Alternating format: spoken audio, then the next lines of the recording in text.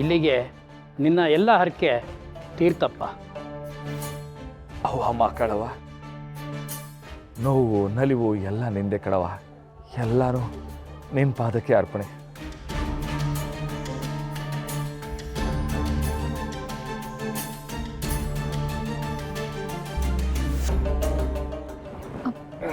ಮಾವ ಈಗ ಆರಾಮಾಗಿದ್ಯಾ? ಮಹಾಮಂಗಳಾರತಿ ಒಂದಾದ್ರೆ ಎಲ್ಲನೂ ಆರಾಮಯ್ಯ. ಬಾರು, ಯಾಕೆ ಬರು ಕಣ್ಣಾಗ ನೀರು? ಏ ನಂಗೇನಾಗಿಲ್ಲ, ನಾ ಆರಾಮಾಗಿವ್ನಿ. ಮಾತಾಡವ ಅವಳೆ, ಎಲ್ಲ ಒಳ್ಳೇದಾಯ್ತದೆ. ನಾನು ಮಹಾಮಂಗಳಾರತಿಗೆ ಬಟ್ಟೆ ಬದಲಾಯಿಸ್ಕೊಂಬರ್ತೀನಿ.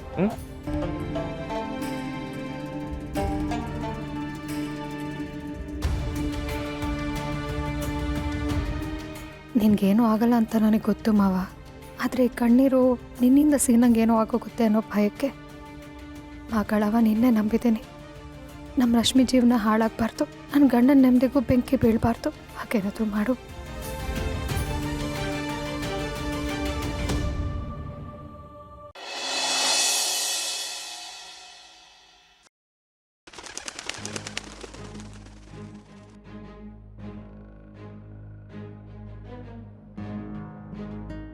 ಗುಂಡು, ಎಲ್ಲಿದ್ಯಾ ನೀನು?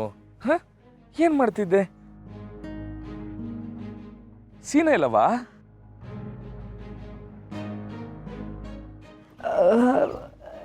ಯಾಕಣ್ಣ?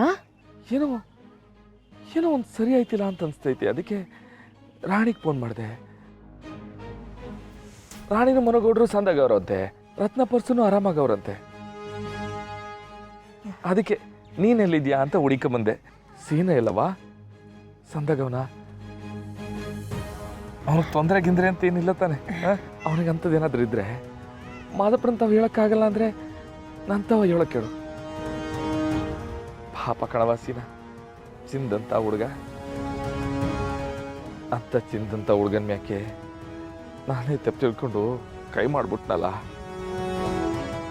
ನನಗೀಗಲೂ ಅವನಿಗೆ ಹೊಡೆದ್ಬಿಟ್ನಲ್ಲ, ಅವನ ಮ್ಯಾಕೆ ತೆಪ್ಪು ತಿಳ್ಕೊಬಿಟ್ನಲ್ಲ ಅಂತ ಈಗಲೂ ನನ್ನ ಮನಸ್ಸು ಅದನ್ನ ಯೋಚನೆ ಮಾಡ್ಕೊಂಡೇ ಕೊರಗ್ತೈತೆ.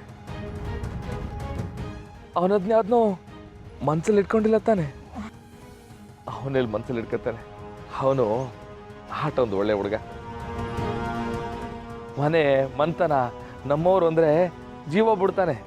ಅಂಥವನು ನಮ್ಮ ಗುಂಡು ಮ್ಯಾಗ ಕೈ ಮಾಡೋಣ. ಸೀನಾ ಪಾಪ ಇಲ್ಲೇ ಎಲ್ಲ ಇರ್ಬೋದು, ಬುಡು ಮಾಡ್ಕೊಂಬರ್ಲಿ ಬನ್ನಿ.